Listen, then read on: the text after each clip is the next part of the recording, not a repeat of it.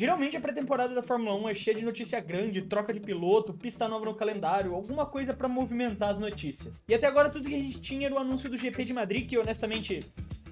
E a saída do Gunter Steiner da Haas, que até era algo realmente grande por conta da popularidade dele no esporte por causa do Drive to Survive. Só que, meus amigos, a gente não fazia ideia do que ainda aguardava nessa semana. A Andretti foi oficialmente rejeitada pela Fórmula 1 e no dia seguinte o Hamilton foi anunciado pela Ferrari. Mas vocês também não acharam um pouco estranho que num período de 3 meses de pré-temporada, tudo isso ter saído em menos de 24 horas? E eu tenho certeza que isso não é coincidência. Quando a F1 soltou que a Andretti foi rejeitada, liberou 3 tópicos principais. A equipe não seria competitiva, eles precisariam de um fornecedor de motor de maneira compulsória, o que seria ruim pro esporte, e a F1 daria mais valor para Andretti do que ao contrário. E bem, esses 3 pontos são o que ligam a notícia do Hamilton indo para a Ferrari com a rejeição da Andretti. Eu gosto bastante dessa primeira frase porque ela me faz lembrar muito bem de como Bottas na Alfa Romeo e Hülkenberg na Haas disputaram o título ponta a ponta com o Verstappen a temporada inteira. Para mim essa é a parte mais absurda das 3 informações e por quilômetro de vantagem. A F1 tem um grid que metade dos carros hoje não é competitivo. Então a não ser que eles estejam assumindo que a Andretti vai ser pior que uma Caterham, se eles construírem qualquer coisa que na primeira temporada já for capaz de brigar por pontos pelo menos, seria algo gigante. A Fórmula 1 sempre teve 3 ou 4 equipes de fato competitivas e na maior parte do tempo, 2 e às vezes até só uma. Então dizer que uma equipe não vai entrar por conta de competitividade é basicamente cuspir no próprio prato e dizer que você não vai entrar porque a gente não quer dividir o dinheiro com você. Inclusive na própria nota eles falam que não são contra a Andretti entrar em 2028. Só que até lá eles assinam um novo pacto da Concorde e fazem a taxa de entrada ser agora $1 trilhão. No segundo ponto eles falam sobre a necessidade de um fornecedor de motores. Isso porque apesar da parceria com a GM, seria só um motor renomeado, já que a GM não se registrou para produzir motores na Fórmula 1. Só poderia fazer isso a partir de 2028. E como a Andretti não teria um motor ao entrar na Fórmula 1, eles precisariam usar a cláusula do motor compulsório, que na prática significa que como eles não têm um motor agora, a FIA seria obrigada a agir e fazer uma das montadoras atuais ser obrigada a fornecer para a Andretti. E claro, existem as notícias de que eles tinham um pré-contrato com a Renault caso fossem aceitos, mas a F1 tinha um receio de que a Andretti se prendesse na regra do motor compulsório para se beneficiar em relação aos gastos no futuro. E por fim, a F1 ia trazer mais valor para Andretti do que ao contrário. O que, de novo, tá correto, mas esse é um dos principais motivos de qualquer um que entra na Fórmula 1. Eu não acho que a Haas somou muito pra F1 desde que entrou em 2016 ou soma de qualquer forma até hoje. A F1 é uma das marcas mais poderosas do mundo esportivo. Mesmo que você não conheça nada de automobilismo, você tem noção do que é Fórmula 1. Claro, Andretti é um nome forte, mas dentro do automobilismo. Fora dele, ninguém vai saber direito o que é. Só que seguindo esse argumento, só se Apple, Tesla ou sei lá, Petrobras quisessem comprar uma equipe, aí sim ia realmente trazer um grande valor pra Fórmula 1. A Andretti é muito bem conhecida no mundo do automobilismo e tem capacidade de trazer esse valor e somar para a categoria, principalmente nos Estados Unidos, que é onde eles querem tanto conquistar. Mas esses 3 argumentos são objetivamente fracos e só geram hate para a Fórmula 1, com algumas pessoas que já estavam até desinteressadas na categoria podendo cogitar sair.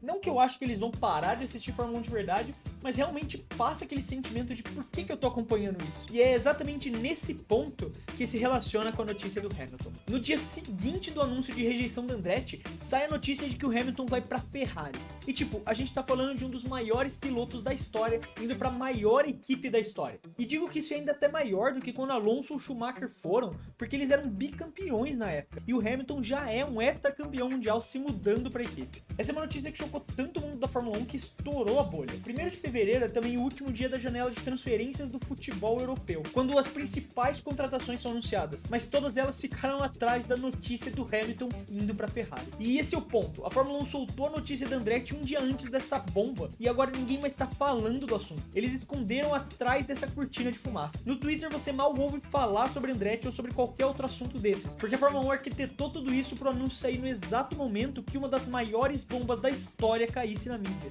E não é a primeira vez que a F1 faz isso. Em 2009, quando o escândalo do GP de Singapura estourou, o Alonso saiu na mídia no dia 10 de setembro para falar que não sabia nada sobre o assunto, o que gerou um enorme hate em cima do espanhol. Como que ele não sabia nada sobre esse assunto? Sem falar que mesmo com a confirmação recente do Bernie, na época já se tinha suspeita de que a Fórmula 1 sabia da manipulação da corrida e decidiu não soltar essa informação ao público, exatamente para não queimar sua imagem, o que começou a gerar uma enorme onda de questionamentos que encurralaram a Fórmula 1. Até que no dia seguinte o presidente da Ferrari solta a fala de que o Fernando Alonso vai pilotar pela Ferrari. A gente tá falando de um piloto de ponta que todo mundo dava certeza que ia ser campeão mundial em algum momento de novo. Só que ele tava preso naquela carroça estagnada da Renault. E de repente surge a notícia de que ele vai se mudar para a maior equipe do esporte. Todo mundo esqueceu da notícia da inocência do Alonso, porque o foco agora era falar sobre quando o Alonso ia pilotar pela Ferrari e como ele ia conquistar vários mundiais agora na F1. Isso é uma tática comum de mídia. Um estudo da Universidade de Oregon apontou que quando grandes empresas têm péssimas notícias para dar, 1/3 delas costuma soltar uma notícia mais chamativa para chamar a atenção depois. Alguns anos atrás começaram a surgir algumas notícias de que a Nestlé estaria financiando o trabalho infantil na Costa do Marfim e em Gana, que são países onde a empresa compra o cacau para os seus produtos. E segundo a Reuters, até 2014, 1,5 milhões de crianças trabalhavam nas plantações de cacau que tinham como um dos principais clientes a Nestlé. Isso obviamente começou a pegar muito mal para a empresa, que em 2019 lançou a campanha Derrubando o Trabalho Infantil, que tinha como objetivo ajudar a combater o trabalho infantil, e como exemplo eles iam acabar com todo esse tipo de trabalho na sua cadeia de produção. O ano agora é 2023, na Costa do Marfim ainda 7.900 crianças trabalham na plantação de cacau e adivinha só, a Nestlé ainda compra 80% do seu cacau diretamente do país. Na prática eles não mudaram nada, mas se esconderam atrás de uma notícia que chama mais atenção e que na teoria é linda, para as pessoas se esquecerem do que eles vão continuar fazendo por baixo dos panos. E como o Hamilton já disse uma vez, cash is king.